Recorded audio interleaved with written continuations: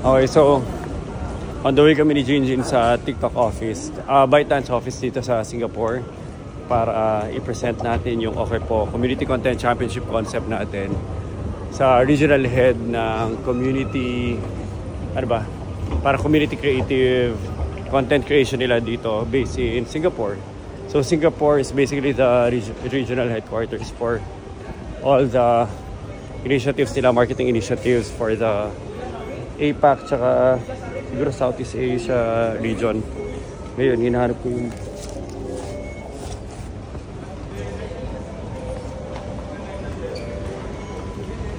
dali. Tara.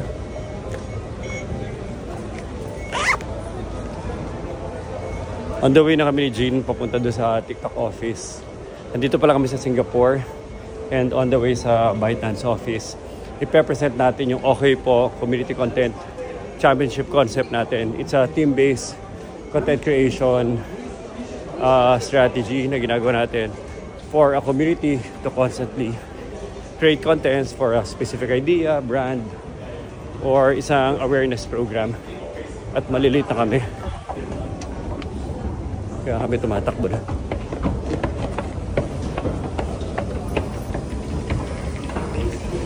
Galing na kami sa metro. Very accessible sa bahay niya. At ito na siya. Madali kami. So hopefully maganda yung presentation. Shoutout kay Ryan Buwan na prepare yung slides namin. Both for EGC tsaka CCC. EGC is employee generated content tsaka CCC community. CGC community generated content. So hinabulan ni Rai. And for presentation dito sa TikTok, hopefully if everything goes well, ang mangyayari, pwedeng i-launch sa both Philippines and Indonesia sabay yung Okay Po concept. Even though it's still in the web app phase pa niya, madali naman to ilipat sa native Android or iOS application. Sa ngayon, ang medyo pinaproof pa natin yung actual use case niya tsaka yung mga value prop niya. Pag clear na yun, bam, atake na tayo, launch it to the world.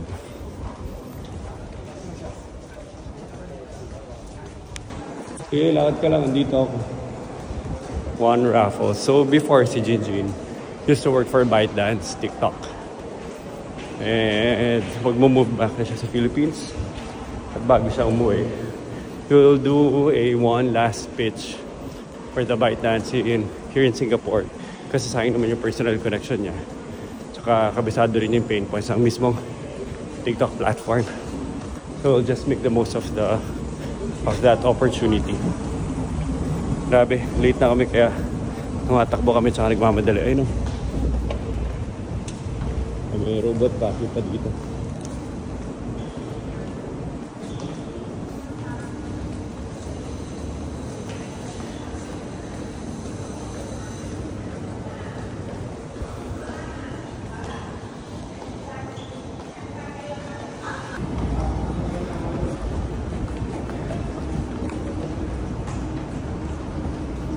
So pag nagba-vlog ka at parang hindi mo, wow, ang ganda dito.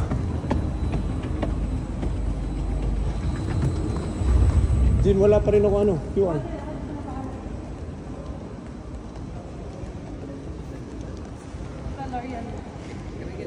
So L'Oreal dito rin sa kabila, ByteDance. Or hindi, lalabas pa pala kami ng building na to, papunta sa kabilang building. Isa pang tower daw. So ang style, pag nag-vlog ka, tapos kunwari nahiya ka sa tao sa harapan mo, pero ayaw mo maputol yung vlog, tapos gusto mo pa rin magsalita, or dire-diretso storytelling lang ng movement mo tsaka walking mo, pwede mo tutok sa paa. Kasi kahit pa paano yung paa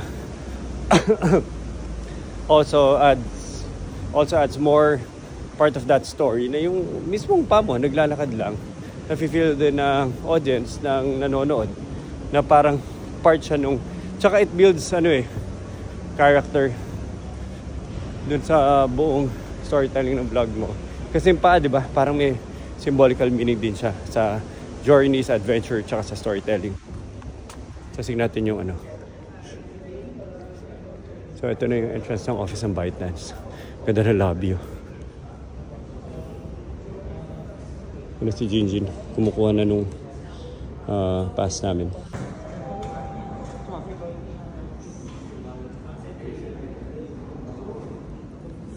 Dito na tayo.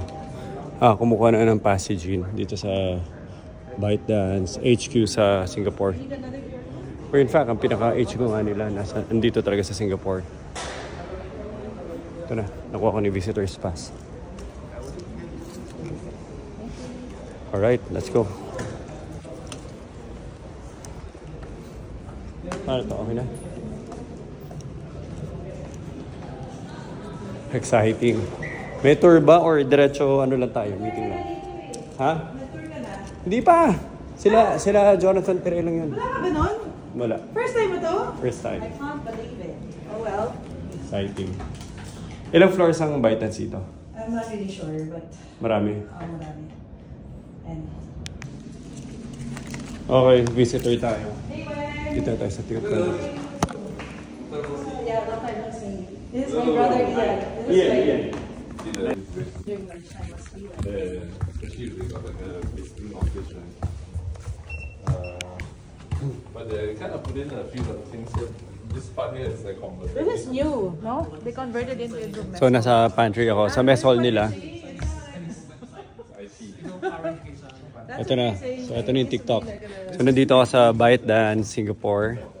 And kakatapos lang namin ng meeting tungkol sa mga okay po projects natin. And to do more content creation projects para sa different brands for the Philippine market. At very exciting yung project. Let's go. Okay. So this is already the main...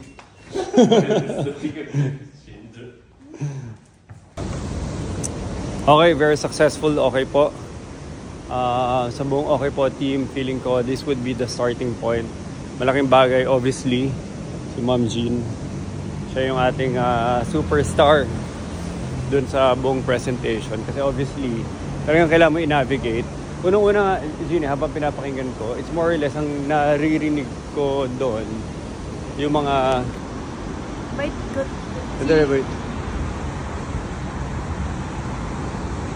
Grabe yung mga buildings dito eh. Talagang ma-overwhelm ka eh sa itsura tsaka size ng mga buildings sila eh. Tsaka kung gaano ka-quality yung construction tsaka creation. Tsaka syempre, isa ba sa pinaka-premier na buildings yun? Yung kaya TikTok. Itong area na to. Ito na yung heart. Yung isa sa pinaka-premier na building dito sa financial district sa TikTok. 12 floors ang ino-occupy ng TikTok.